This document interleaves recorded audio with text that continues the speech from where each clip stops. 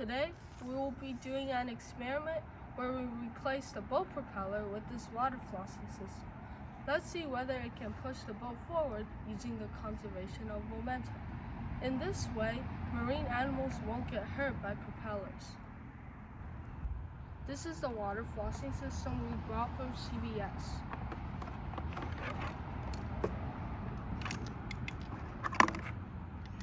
This is where the water gets sucked in, and this is where it gets ejected out.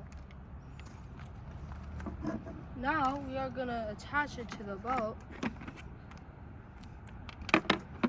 And this is where the water gets ejected.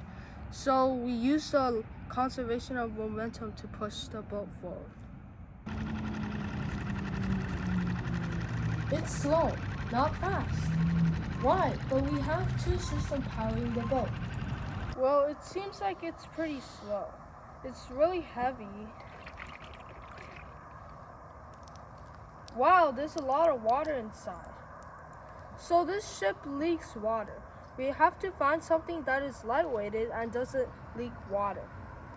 The boat was very heavy, so we're switching it to a few plastic bottles. These plastic water bottles are very light and also no water leaks in.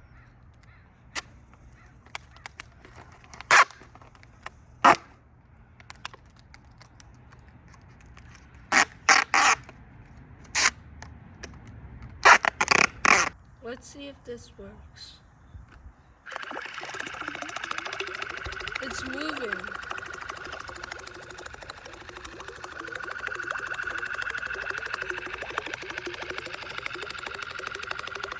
But it's moving in circles.